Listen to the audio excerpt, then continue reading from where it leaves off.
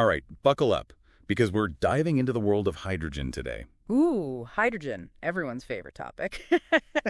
Well, it's certainly generating a lot of buzz, but we want to get past the hype and bring our listeners the real story. You asked for a deep dive, so we're tackling the hurdles, A&D the hopes head on. Sounds like a plan. Where are we starting? Our main guide today is the International Energy Agency's 2024 Global Hydrogen Review. The IEA report, the Bible of global energy trends. Always a good place to start. Exactly. Plus, we'll sprinkle in some bonus real-world examples along the way, sort of a need-to-know on hydrogen. Love it. So, what's the IEA saying about hydrogen this year? Any big surprises? Well, one thing that jumped out at us was this gap between ambition and reality. Ambition and reality, those two don't always see eye to eye, do they? It's like we're trying to launch a rocket, but someone forgot to fuel up the demand. That's a pretty apt analogy. What are you seeing? The report seems to be waving a big red flag about demand not keeping pace with all the hydrogen hype.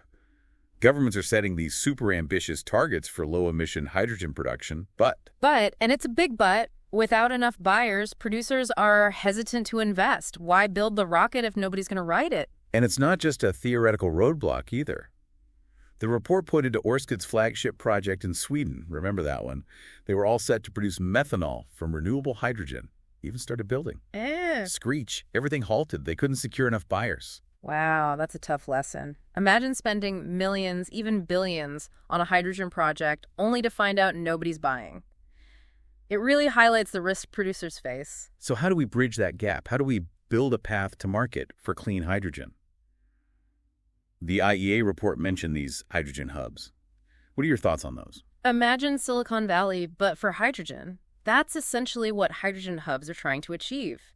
You concentrate producers and consumers in a specific area, creating that critical mass of activity that can jumpstart the market. So instead of being spread out, you create this localized ecosystem where hydrogen can thrive. Exactly. Think steel plants, chemical factories, maybe even heavy transportation, all clustered around a hub of clean hydrogen production. It's like building a mini economy around this new fuel. Exactly. And the IEA report suggests that governments should play a key role in fostering these hubs. Offering incentives for companies to locate in these areas, investing in the necessary infrastructure, really driving the development of a robust hydrogen market. Okay, so assuming we can get these hubs humming, what about the technology itself? Is it keeping pace with all this ambition? It's a mixed bag. Let's start with electrolysis, the process of using renewable electricity to split water into hydrogen and oxygen. Think of it as a high-tech way to create hydrogen fuel, using things like wind, solar, or hydropower, right? You got it. And the good news is that electrolyzer technology is becoming more efficient, meaning we can produce more hydrogen with less electricity. That's huge, right? Especially if we're talking about driving down costs and making clean hydrogen competitive with fossil fuels. Absolutely. But scaling up manufacturing to meet these ambitious targets, that's a whole other challenge. Remember, we're talking about transforming a global energy system that's been reliant on fossil fuels for centuries. It's a heavy lift. And on top of that, there's the water issue. Yes. The water elephant in the hydrogen room. Because splitting all that water to make hydrogen, well, it takes a lot of water, doesn't it? Yeah. Not exactly ideal in a world facing increasing water stress. You hit the nail on the head. The IEA report actually found that about half of the planned low-emission hydrogen projects are located in areas already facing water stress. So we're potentially solving one problem, carbon emissions, but exacerbating another. That's a tough trade-off. What are the potential solutions there? Desalination? Sourcing water from less stressed areas? The report explores those options, and as you can imagine, it gets complicated quickly. I bet. Desalination requires a lot of energy, which could negate some of the climate benefits of using clean hydrogen in the first place. Mm-hmm. And transporting water long distances, well, that has its own set of challenges and costs. It's a classic sustainability dilemma. No easy answers. So electrolysis, with its water demands, is the leading method for producing clean hydrogen. But the report also looked at some alternatives, right? It did. It dives into other low-emission production methods, including using fossil fuels with carbon capture and storage, or CCUS. So still using fossil fuels but trying to make it cleaner. How does that stack up against electrolysis in terms of emissions? That's where things get tricky. While CCUS can significantly reduce emissions from hydrogen production, It's not a perfect solution. Go away. The report acknowledges that CCUS technology still needs to prove it can operate at scale and permanently store carbon dioxide safely. There are still some big question marks. So not a silver bullet, but could be a bridge to a cleaner hydrogen future. What other alternative production methods did the report explore? It touched on some truly fascinating, albeit less developed, technologies like natural hydrogen and methane pyrolysis. Natural hydrogen? Is that what I think it is? We can just dig it up. Exactly. It's naturally occurring hydrogen found in some geological formations. Wow. That sounds almost too good to be true. It's a relatively new area of research, and we're still figuring out how much natural hydrogen is out there and how to extract it economically. It's got the potential to be a game changer, but it's early days. Okay, what about methane pyrolysis? That sounds vaguely ominous. Don't worry, it's not as scary as it sounds. It basically involves breaking down methane, the main component of natural gas, into hydrogen and solid carbon. So we get the hydrogen without the emissions. The cool part is that the carbon byproduct can be used for other industrial purposes, potentially offsetting some of the emissions. So it's a bit like having your cake and eating it too. Getting clean hydrogen and a usable byproduct. But if we're talking about clean energy transitions, most people assume hydrogen equals zero emissions. This report seems to suggest it's not that straightforward. You're right, it's not as simple as flipping a switch. The report highlights a crucial, often overlooked issue: hydrogen leakage. Leakage. So like a leaky faucet, but with potentially explosive gas instead of water. That can't be good. It's a significant concern. Hydrogen is a tiny molecule, much smaller than methane or natural gas, which means it can leak from pipelines and other infrastructure more easily. And when hydrogen leaks, it acts as an indirect greenhouse gas, contributing to climate change. It's kind of ironic, isn't it? We're so focused on what comes out of the tailpipe that we forget about what might be leaking along the way. It's easy to focus on the end product and not the whole picture. And the IEA report stresses the need for robust infrastructure and monitoring systems to minimize leakage. Which brings us back to those standards and regulations we were talking about earlier. Yes, exactly. Because having those clear standards in place would ensure that everyone's on the same page about what clean hydrogen really means.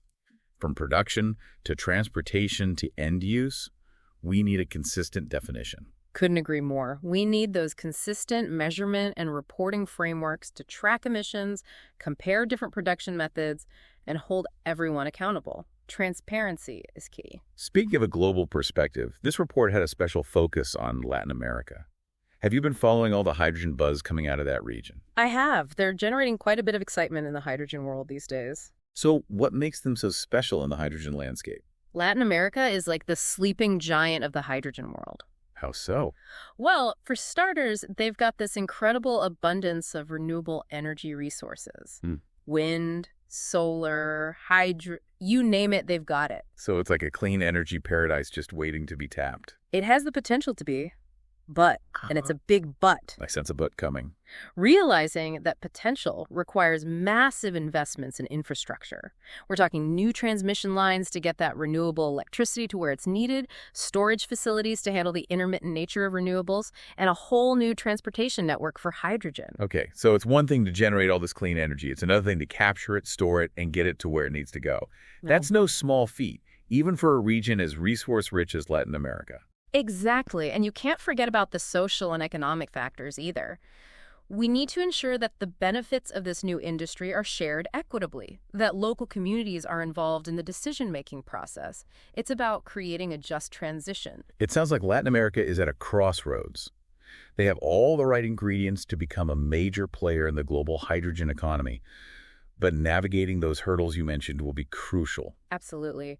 The IEA report highlights that the decisions Latin American countries make in the next few years will determine their hydrogen destiny.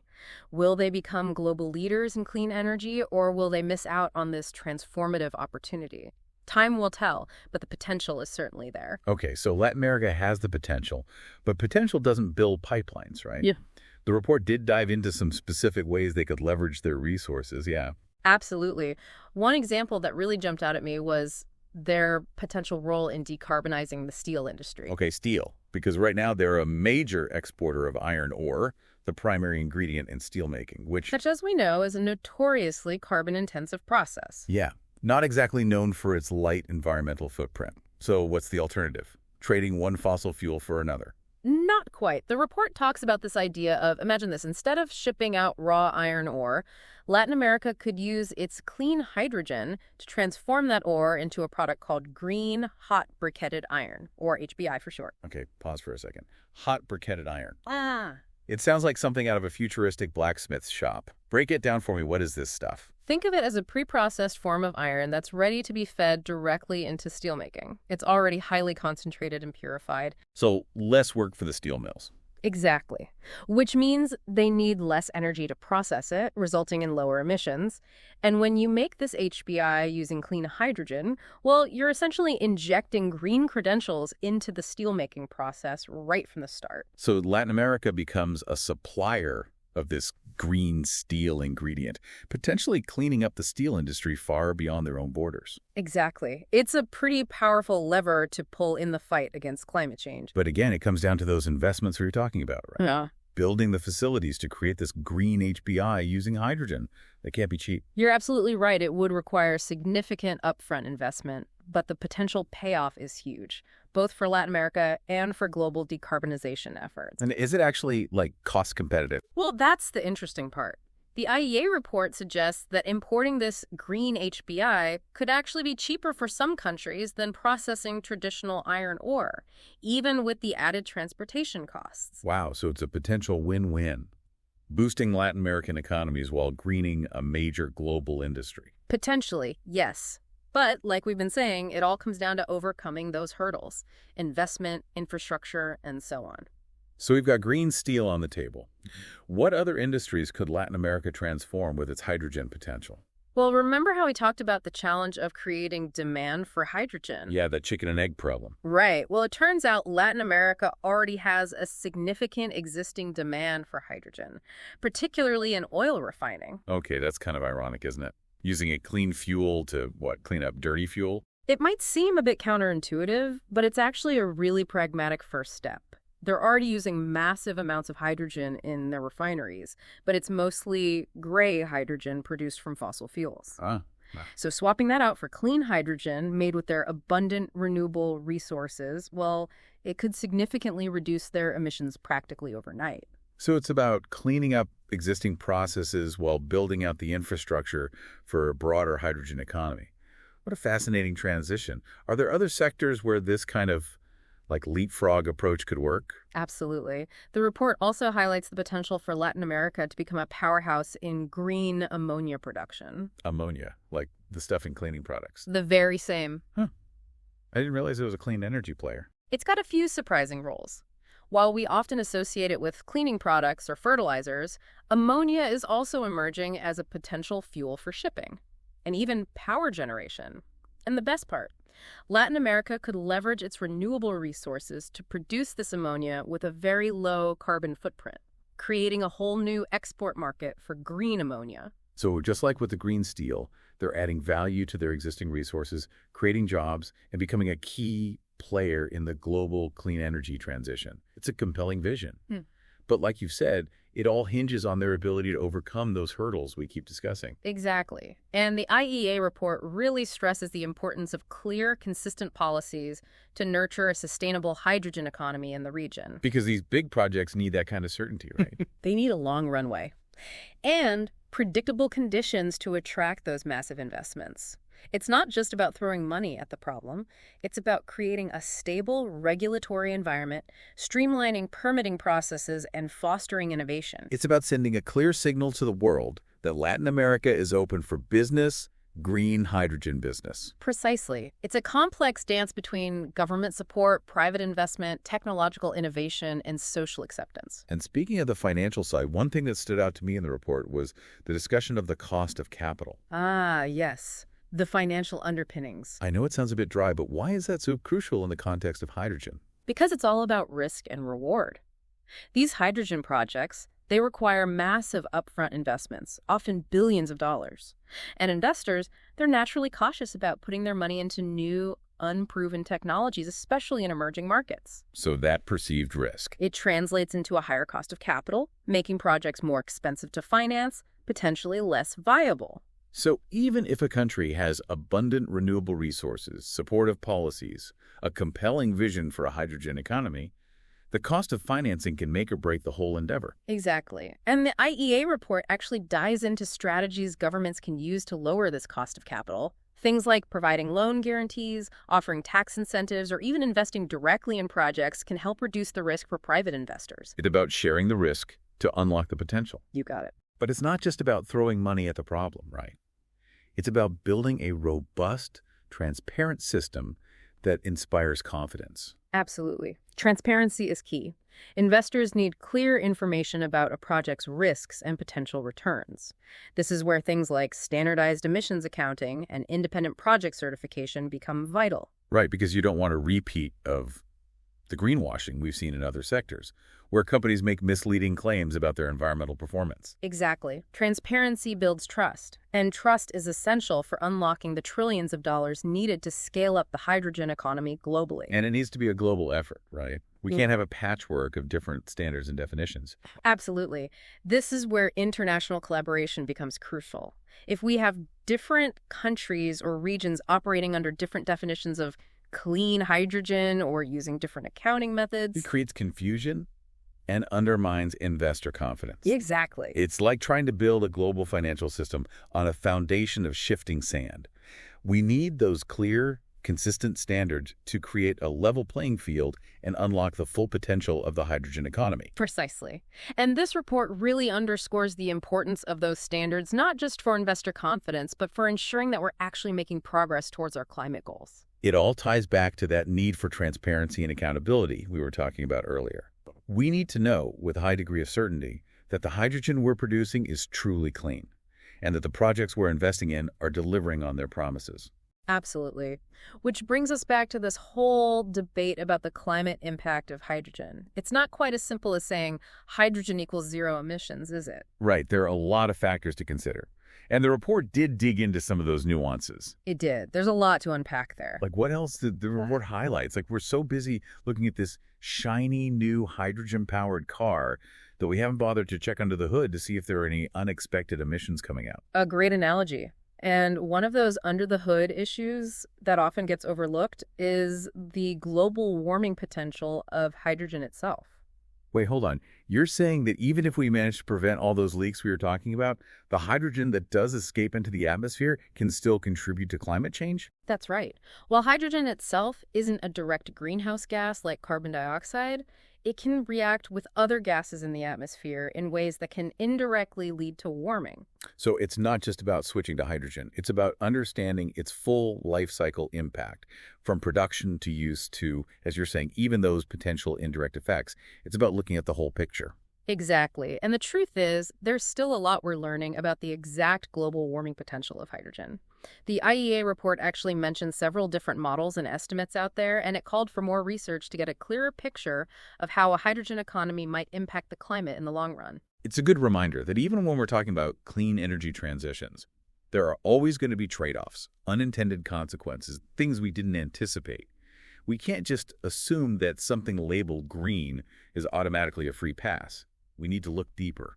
I agree, and that's precisely why it's so important to develop and implement those robust standards and certification schemes we've been discussing. Right, to ensure that when we're talking about clean hydrogen, everyone is on the same page, using the same definitions and measurement methods. Otherwise, it's chaos. Exactly. We need to be able to compare apples to apples, so to speak, and know with a high degree of certainty that the hydrogen we're producing and consuming meets those rigorous standards. And it's not just about regulating the production of hydrogen itself. It's about thinking about the entire system. Right.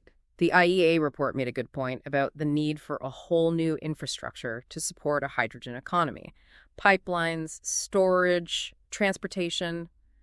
It's a huge undertaking. It is. We're talking about a massive shift. It's not just about building new infrastructure either. It's about figuring out how to integrate hydrogen into our existing energy systems in smart and efficient ways. Because we can't just snap our fingers and replace all our gas stations with hydrogen fueling stations overnight. The real world doesn't quite work that way. It's all about the transition, and that takes time, coordination, and a lot of careful planning, not just within countries, but on a global scale too. It's mind-boggling when you think about it.